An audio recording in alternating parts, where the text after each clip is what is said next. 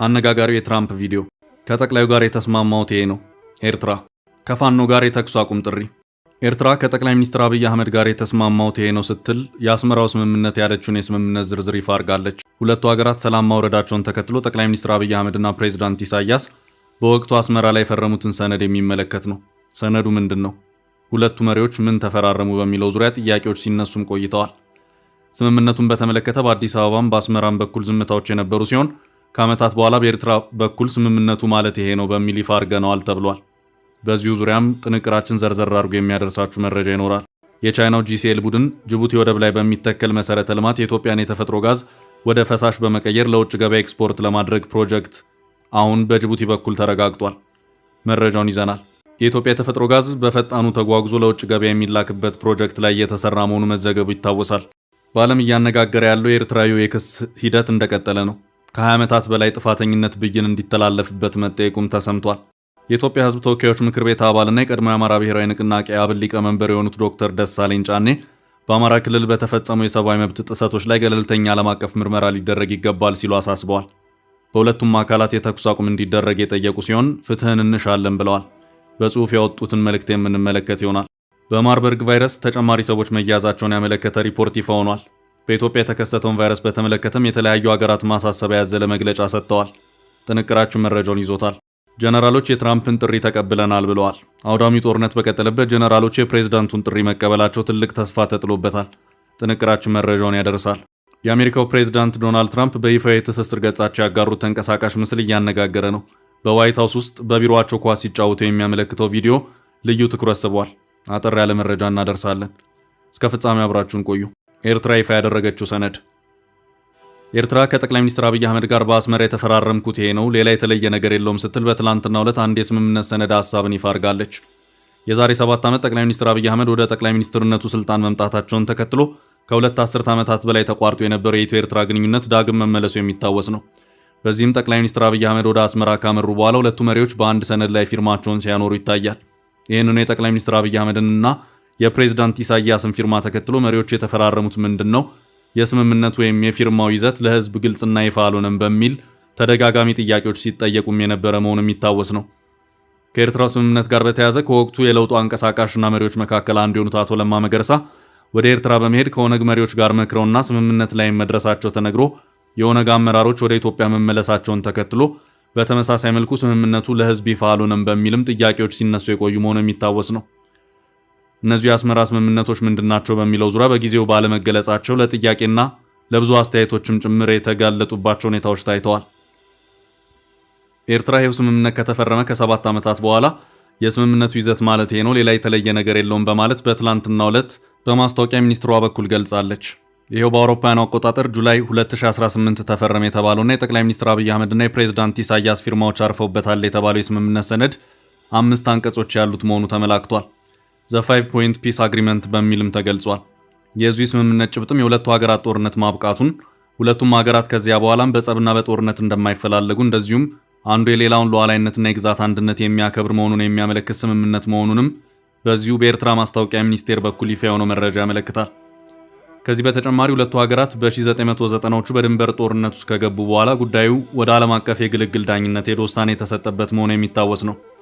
ውሳኔውን የሰጠው ኤሪትሪያ ኢትዮጵያ ባውንደሪ ኮሚሽን የተባለው አካል ሲሆን ሆኖም ይሄ ውሳኔ ወደ መሬት መውረድ ባለመቻሉ በጦርነቱና በውሳኔው ማግስትም የሁለቱ ሀገራት ግንኙነት ኖ ፒስ ኖ ዋር በሚለው ደረጃ ጦርነትም ሰላምን በሌለበት መልኩ ቀጥሎም ለ20 ዓመታት ቆይቷል።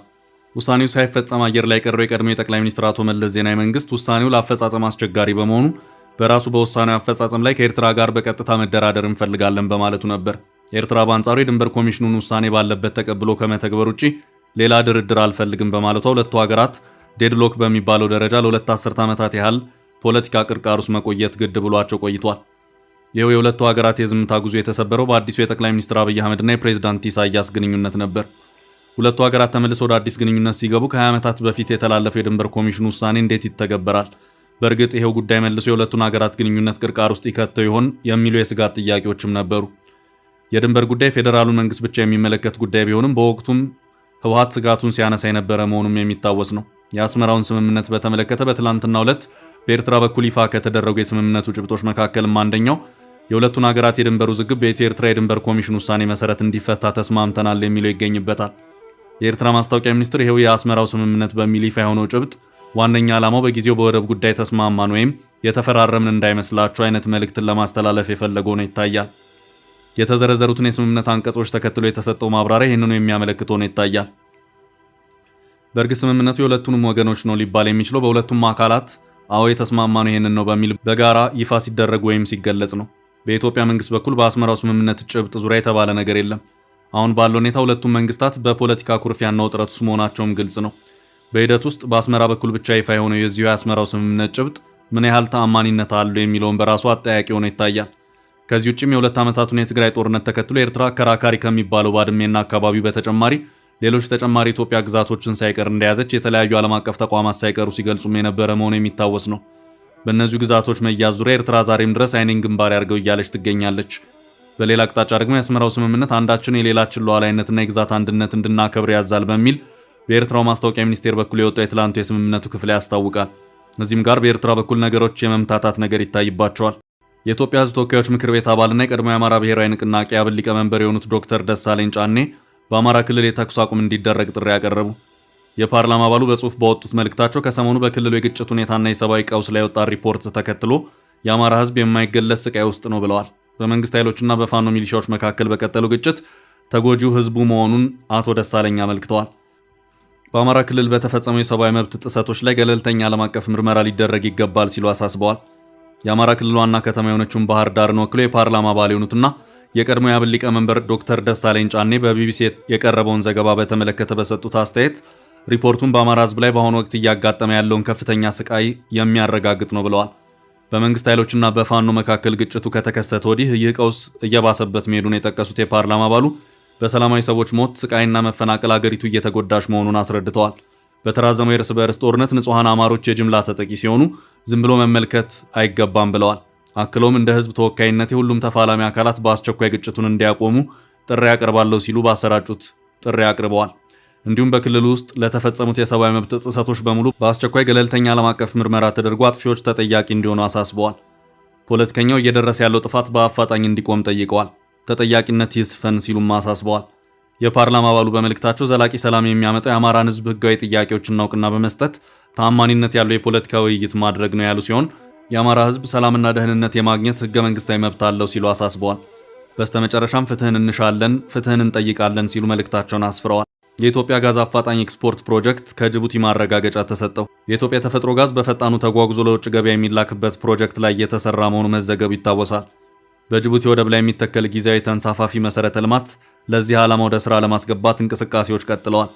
የቻይናው GCL ቡድን ጅቡቲ ወደብ ላይ በሚተከል መሰረተ ልማት የኢትዮጵያን የተፈጥሮ ጋዝ ወደ ፈሳሽ በመቀየር ለውጭ ገበያ ኤክስፖርት ለማድረግ ፕሮጀክት እውንነት አሁን በጅቡቲ በኩል ተረጋግጧል። በሳምንቱ ረቡዕ ዕለት የኢንቨስትመንት ቡድኑ ከጅቡቲ ወደቦችና ነፃ ዞን ባለስልጣን ጋር በመሆን ፕሮጀክት ወደ ስራ የማስገባቱ ክንውን መጀመሩን ይፋ አድርገዋል። የኢትዮጵያ የተፈጥሮ ጋዝን ወደ ፈሳሽ የመቀየር ሂደቱ በጅቡቲ ወደብ ዳመር ጆግ ኢንዱስትሪያል ፓርክ ውስጥ የሚከወን መሆኑን ሁለቱ አካላት ማረጋገጫ ሰጥተዋል። የቻይናው አረንጓዴ ኃይል ኮንግሎሜሬት GCL የኦጋዴን ክልል የተፈጥሮ ጋዝ ምርትን ከጅቡቲ ወደብ ጋር የማገናኘት ሌላ እቅድም እንዳለው ተገልጿል። ድርጅቱ በተጨማሪ ከጅቡቲ መንግስት ጋር በገባው ስምምነት በነፃ ኢንዱስትሪ ፓርኩ አልሙኒየምና የፀሐይ ኃይል መሰብሰቢያ ፓናሎችን ለማምረት ማቀዱን ገልጿል። የኢትዮጵያ የተፈጥሮ ጋዝ ምርትን ወደ ፈሳሽ የሚቀይረው ተንሳፋፊ ተቋም ምስረታ የተረጋገጠ ሲሆን የጅቡቲ መንግስት ማከማቻን ጨምሮ ለሚመሰረተው ኢንዱስትሪ የ24 ሰዓታት አገልግሎት እንደሚያቀርብ ተገልጿል። ጋዙን የጫኑ መኪኖች በማንኛውም ሰዓት ምርታቸውን ማራገፍ እንዲችሉ ይደረጋል ሲል የጅቡቲ ወደቦችና ነፃ ዞን ባለስልጣን አረጋግጧል። ልዩ ፕሮጀክቱ የኢትዮጵያን የ$6.4 ቢሊዮን የነዳጅና ተፈጥሮ ጋዝ ምርት ፕሮጀክትን የሚደግፍ በቅርቡ አገሪቷ ለከፈተችው የሃይድሮካርበን ሴክተር በእጅጉ ቁልፍ መሆኑ ተገልጾ ነበር። ለዓመታት የነበረው የተፈጥሮ ሀብት ፍለጋው ተጠናቆ የኢትዮጵያ መንግስት 4 የሃይድሮካርበን ፕሮጀክቶችን ማስጀመሩ የሚታወስ ነው። በሶማሌ ክልል ከጎዴ 113 ኪሎ ሜትር በሚርቀው ካሉባ አካባቢ የተተከለው ፕሮጀክት ለአገሪቷ ቀጣይ የኃይልና ኢንዱስትሪ አቅም ብዙ የሚያበረክተው መኖሩ ሲነገር ነበር። በስፍራው በጠቅላይ ሚኒስትሩ የተመረቀው የተፈጥሮ ጋዝ ኢንዱስትሪ በቀን 200,000 ኪዩቢክ የተጣራ ጋዝ የሚያመርት መሆኑ ሲነገር የማምረቻው ሁለተኛ ምዕራፍ ሲጠናቀቅ ደግሞ በቀን ወደ 600,000 ኪዩቢክ የተፈጥሮ ጋዝ ማውጣት እንደሚችል ይነገራል። መንግስት ይህንን የተፈጥሮ ጋዝ ለሀገር ውስጥ ገበያ ብቻ የሚቀርብ መሆኑን ገልጾ የነበረ ሲሆን ጋዙን ወደ ጅቡቲ ወስዶ ወደ ፈሳሽ መልክ ቀይሮ ኤክስፖርት የሚያደርግ ፈጣን ፕሮጀክት መነደፉን ሲገለጽ አሁን ከጅቡቲ መንግስት ስለ ፕሮጀክቱ ማረጋገጫ ተሰጥቷል። ለዚህ የሚያገለግሉ የተፈጥሮ ጋዝ አመላላሽ 120 የጭነት መኪኖች አሁን ላይ በስፍራቸው እንደሚገኙም ቀደም ብሎ የተዘገበ ሲሆን ተንሳፋፊ የተፈጥሮ ጋዝ ማከማቻና ወደ ፈሳሽ ቀያሪው ኢንዱስትሪ በቻይናው GCL ቡድን የሚቀርብ መሆኑ ተረጋግጧል። በዚህ ፕሮጀክት በቀን 220,000 ኪዩቢክ ሜትር የተፈጥሮ ጋዝ ወደ ፈሳሽ ተቀይሮ ለዓለም ገበያ ለማቅረብ መታሰቡን ዘገባው ያመለክታል። ፕሮጀክቱ ኢትዮጵያ በአፋጣኝ ከተፈጥሮ ጋዝ ሀብት የውጭ ምንዛሬና ገቢ እንድታገኝ ያስችላል ተብሏል። ዓለምን እያነጋገረ ባለው የኤርትራዊው ክስ የተሰማው በዓለም እያነጋገረ ያለው የኤርትራዊው የክስ ሂደት እንደቀጠለ ነው። ከ20 ዓመታት በላይ ጥፋተኝነት ብይን እንዲተላለፍበት መጠየቁም ተሰምቷል። ኤርትራዊው ተወልደ ጎይቶም ወይም በቅጽል ስሙ ዋሊድ በመላው ዓለም መነጋገሪያ የሆነ ህገወጥ ሰው አዘዋዋሪ መሆኑ ይነገራል። ተወልደ ከዛሬ 5 ዓመት በፊት በኢትዮጵያ ውስጥ በቁጥጥር ስር ውሎ እነዚህ ተጎጂዎች ያደረሰባቸውን በደል በመመስከራቸው የተነሳ የ18 ዓመት እስራትና የ200,000 ብር ቅጣት ተጥሎበት የነበረ ቢሆንም የኔዘርላንድ መንግስት ባቀረበው ጥያቄ መሰረት ተላልፎ መሰጠቱ የሚታወስ ነው። በህገ ወጥ የሰዎች ዝውውር ተከሶ ሲፈለግ ከቆየ በኋላ ከኢትዮጵያ ተላልፎ የተሰጠው የኤርትራዊ የክስ ሂደት እንደቀጠለ ነው። ተወልደ ጎይቶም 20 ዓመት እስር እንዲፈረድበት አቃቤ ህግ ጠይቋል። ከኢትዮጵያና ከኤርትራ የሚወጡ ስደተኞችን እየተቀበለ በዚህ እስር ቤት በማቆየት በአውሮፓና በአሜሪካ የሚገኙ ዘመዶቻቸው የማስለቀቂያ ገንዘብ እንዲልኩ በማድረግ ክሶች የሚቀርቡበት ይህ ግለሰብ በኢትዮጵያ ውስጥ ታስሮ በዚሁ ጉዳይ ተፈርዶበት ነበር። ይሁንና የኔዘርላንድ መንግስት በጠየቀው መሰረት ተላልፎ የተሰጠ ሲሆን ጉዳዩም በዚያው መታየት መጀመሩን መዘገቡ ይታወሳል። አቃቤ ህግ የመሰረተውን ክስ ተከትሎ ከ100 በላይ ምስክሮች ፍርድ ቤት ቀርበው እማኝነታቸውን የሰጡበት ተወልደ ከትላንት በስቲያ ረቡዕ ዕለት ፍርድ ቤት ቀርቧል።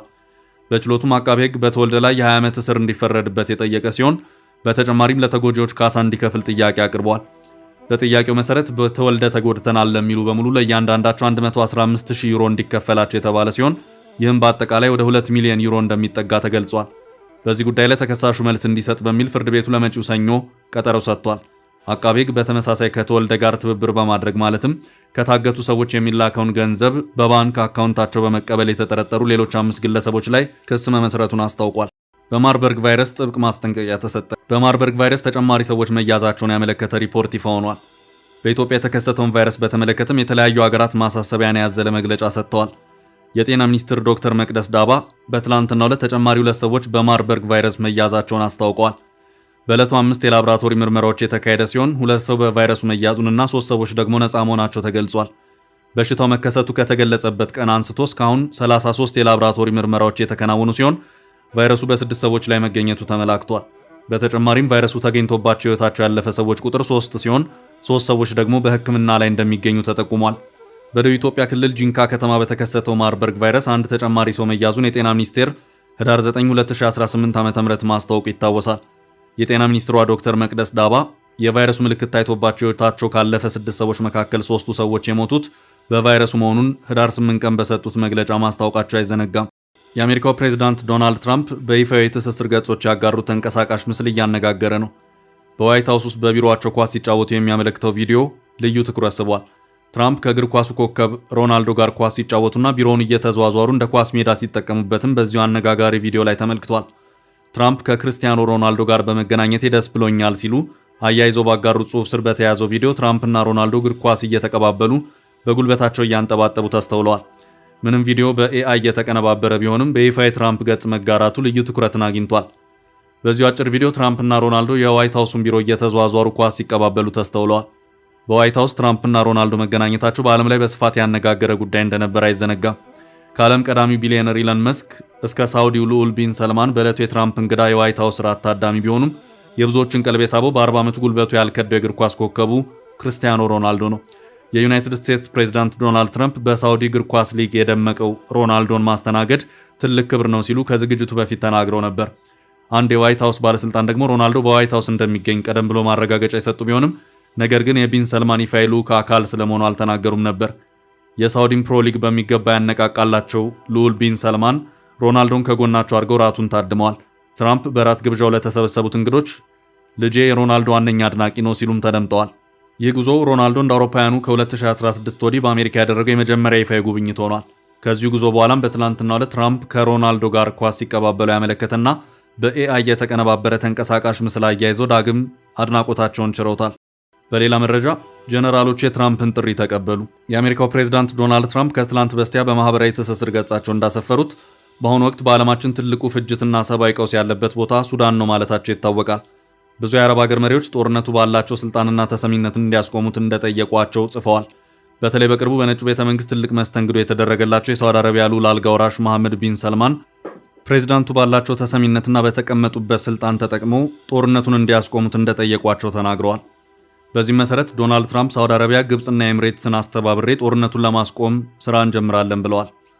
የአሜሪካው ፕሬዝዳንት ዶናልድ ትራምፕ በሱዳን ውስጥ ያለው ጦርነት እንዲያበቃ የሚያደርግ አዲስ ጥረት እንደሚያደርጉም ገልጸው ነበር። ይህን ተከትሎም መቀመጫቸውን በፖርት ሱዳን ያደረጉት ሌተናል ጀነራል አብዱልፈታህ አልቡርሃን ባወጡት መግለጫ ፕሬዝዳንት ትራምፕ በዚህ መልክ ለሱዳን ትኩረት በመስጠታቸው ምስጋናቸውን አቅርበው በአገራቸው ያለው የደም መፋሰስ እንዲያበቃ ከአሜሪካና ከሳውዲ አረቢያ ጋር ለመስራት ፈቃደኛ መሆናቸውን አስታውቀዋል። በተመሳሳይ በአልቡርሃን የሚመራው መንግስት ጠቅላይ ሚኒስትር የሆኑት ዶክተር ከማል ኢድሪስ በአገራቸው ሰላም እንዲመጣ አሜሪካና ሳውዲ ለመጀመሪያ ያሰቡት ጥረት የሚበረታታ መሆኑን ጠቅሰው በዚህ ጥረት ውስጥ ተባባሪ እንደሚሆኑ ይፋ አድርገዋል። ሁለቱ ሀገራት በሱዳን ሰላም፣ መረጋጋትና እድገት እንዲመጣ ላላቸው በጎ ምኞትም ምስጋና አቅርበዋል።